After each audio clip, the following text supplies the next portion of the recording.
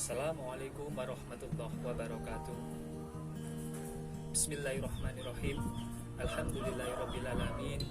La haula wala quwata illa billahil aliyil azim. Amma ba'du. Qala Allah ta'ala fi kitabil karim. A'udzu billahi minasyaitonir rajim. Bismillahirrahmanirrahim. Ya ayyuhalladzina amanu kutiba alaikumusiyam kama kutiba alal ladzina min qablikum la'allakum tattaqun.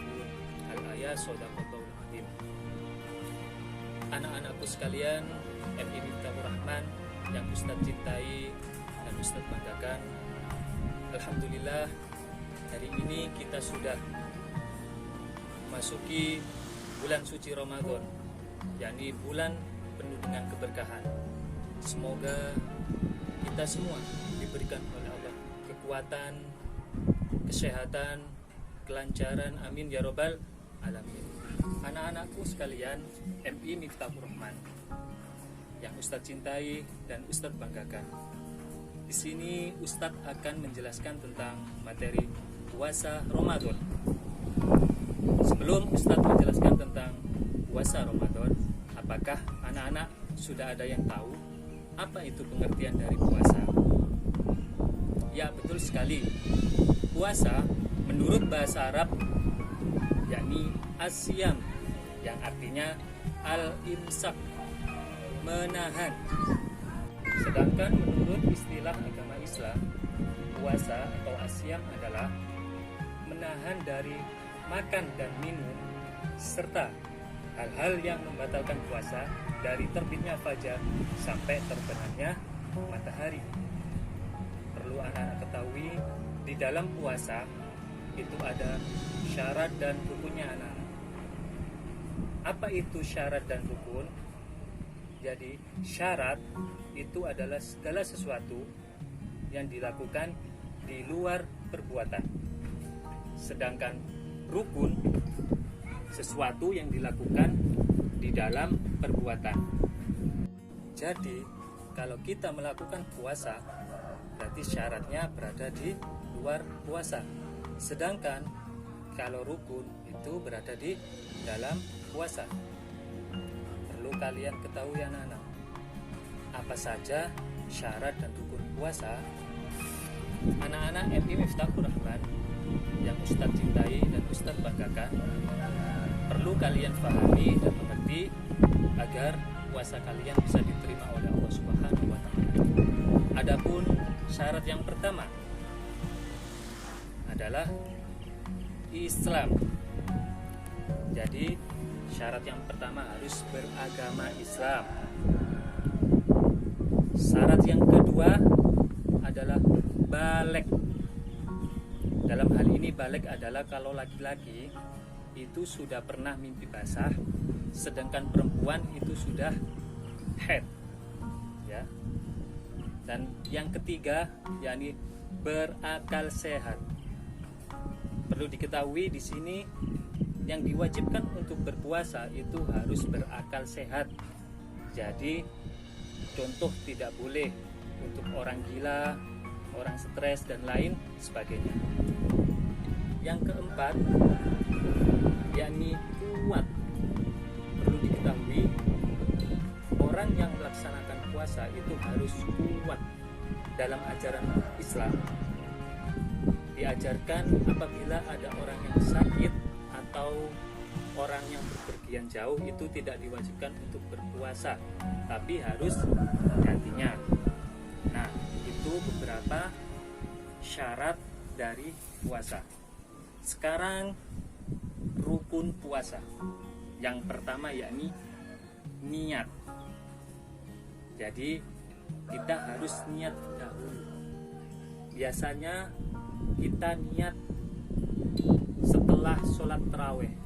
Nah, yang biasa kita lakukan setelah sholat taraweh, kita niat, lafadznya adalah nawaitu shauma ghadin an adai fardhi sahri ramadhani hadhihi sanati fardhu lillahi ta'ala.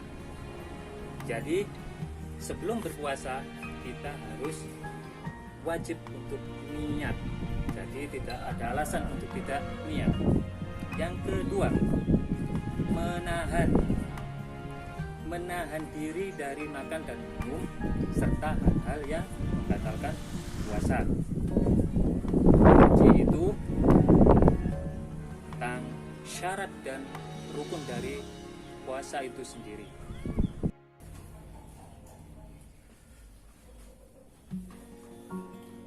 Macam-macam puasa.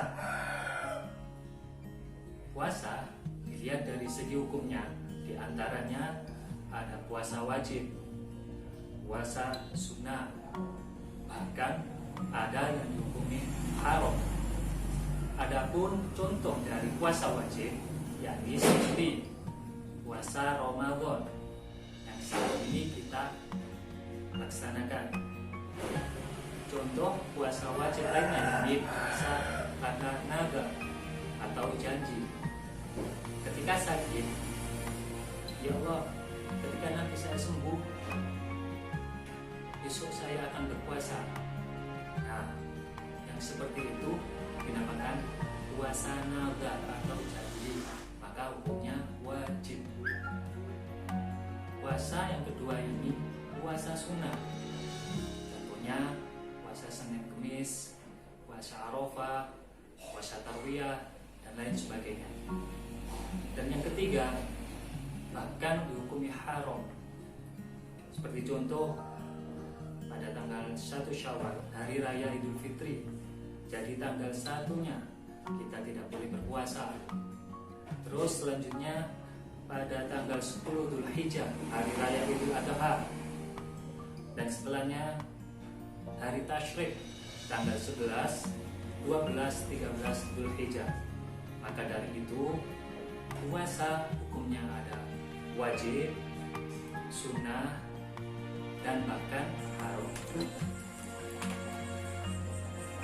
Alhamdulillah, materi yang terakhir yakni materi tentang manfaat berpuasa. Adapun dari segi kesehatan, berpuasa itu sangat baik. Yang pertama, Rasulullah bersabda, "Sumu tasihu," yang artinya berpuasalah kalian, niscaya Allah akan memberikan kalian kesehatan. Amin ya rabbal alamin. Untuk manfaat yang kedua, yakni melatih diri kita untuk bersabar. Karena adapun kita disuruh oleh Allah untuk bersabar, untuk menahan makan, menahan minum, serta hal-hal yang sekiranya dilarang oleh Allah. Yang ketiga, Allah berfirman, Bismillahirrahmanirrahim, Ya ayyuhalladzina amanu kutiba alaikumussyiyam kama kutiba alal ladzina min qablikum la'allakum tattaqun. Wahai orang-orang yang beriman, diwajibkan atas kamu berpuasa sebagaimana diwajibkan atas orang-orang sebelum kamu supaya kamu bertakwa. Jadi pada intinya ini disuruh oleh Allah membentuk jiwa-jiwa yang bertakwa, membentuk jiwa-jiwa yang menaati perintah Allah dan menjauhi semua larangan. Semoga kita semua termasuk orang-orang yang muttaqin, orang-orang yang bertakwa pada Allah Subhanahu wa taala. Amin ya rabbal alamin. Sekian materi yang Ustadz sampaikan, semoga ada guna dan manfaatnya. Dan sekali lagi, apabila Ustadz dalam menjelaskan ada kurang lebihnya, Ustadz mohon maaf yang sebesar-besarnya. Ihdinas siratal mustaqim. Assalamualaikum warahmatullahi wabarakatuh. Terima kasih.